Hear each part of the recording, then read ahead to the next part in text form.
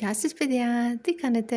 So guys, I wanted to answer one question that I got in the comment, and it was whether I was a native Greek speaker, which was a funny thing to say simply because I wouldn't even consider myself to be at a B1 level. I still think of my level of Greek as a beginner. And I wanted to answer a couple of questions, and then in the second part of the video we do have a quiz for you. So, Είστε me. Πάμε. So the first question, I'm not a native Greek speaker, I am a Serbian. So my mother tongue is Serbian and I speak English, as you can hear, and German, and Greek is my third foreign language that I'm currently learning. I did study Russian a bit at university, but we're not going to talk about Russian here. Okay, so no, definitely not a native Greek speaker. Next one, yeah, when it comes to my Greek knowledge, I would classify myself as being upper beginner, lower intermediate. Again, it depends on a skill, so to say. If we're talking about how much I can understand Greek, I would say that I am there A2 plus B1 when it comes to speaking.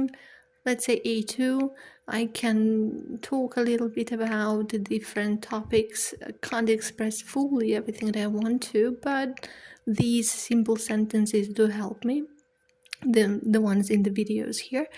And when it comes to grammar, I don't study grammar.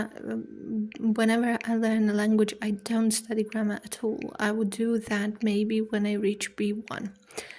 So grammar-wise, I would say A1. Though I can recognize certain patterns that keep reappearing with the verbs when it comes to cases. So no, we're not going to go into cases here. Okay, so overall A2, solid A2.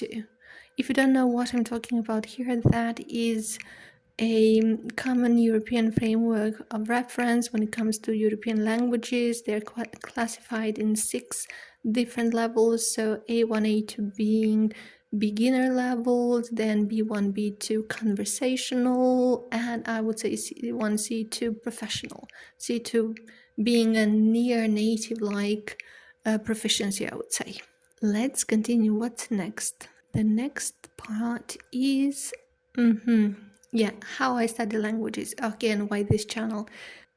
Well, in January this year, I started with monthly challenges. Why I've chosen this is so that they would keep me accountable when it comes to learning. It is really tricky to stay on track, especially since I don't have the end goal. I mean, the end goal is obviously to be able to speak Greek when in Greece, but that is just too general.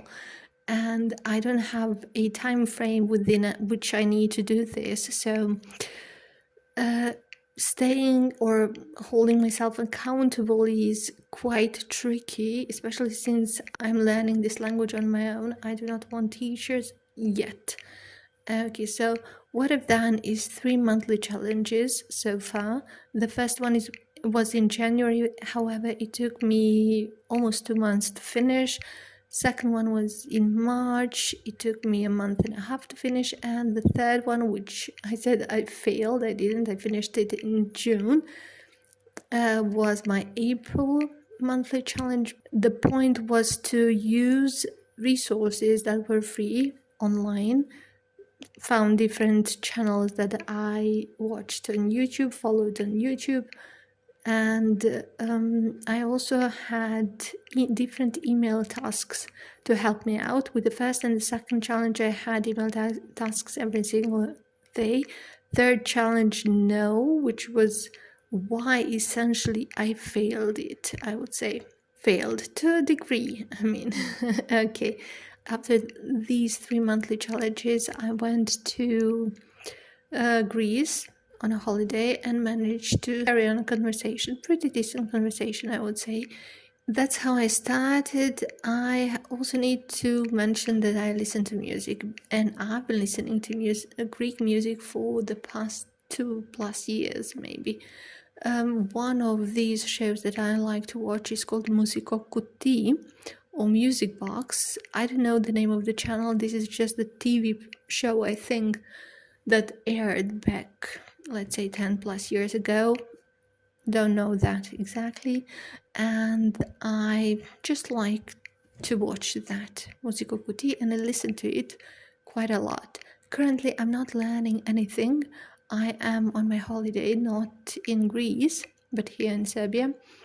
And yeah, I'm planning on starting yet another monthly challenge in September.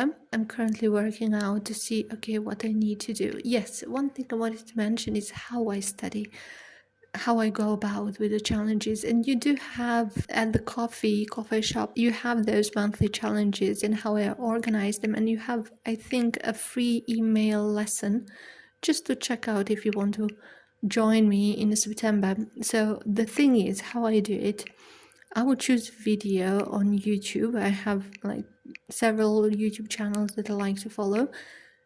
And then I would either shadow the thing. If you're not familiar with the shadowing technique, it means repeating after the speakers in the intonation and tempo that they used in the video, which can be a bit tricky because Greek is not a slow language. They speak pretty fast.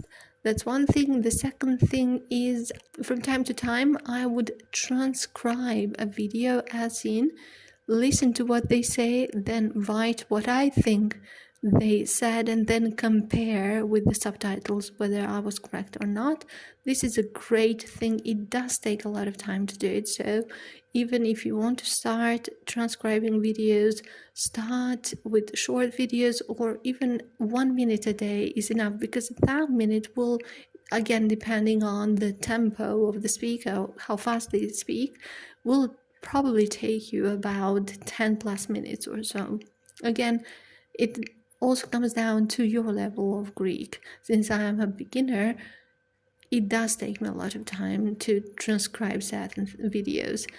Those are two techniques that I use. The first time that I spoke in Greek was when I was in Greece. Okay, so yeah, I don't speak to anyone. However, writing does help. Writing really helps with speaking.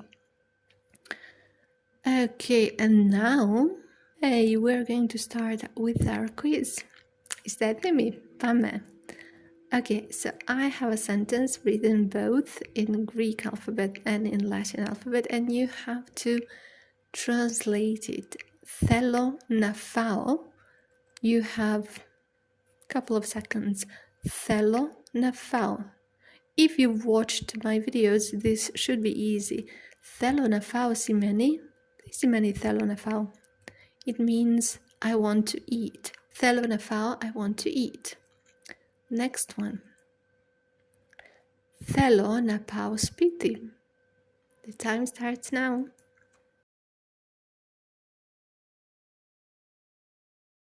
Θέλω να πάω σπίτι σημαίνει I want to go home. Θέλω να πάω σπίτι. Next one. Θες να δούμε κάτι? Θες να δούμε κάτι?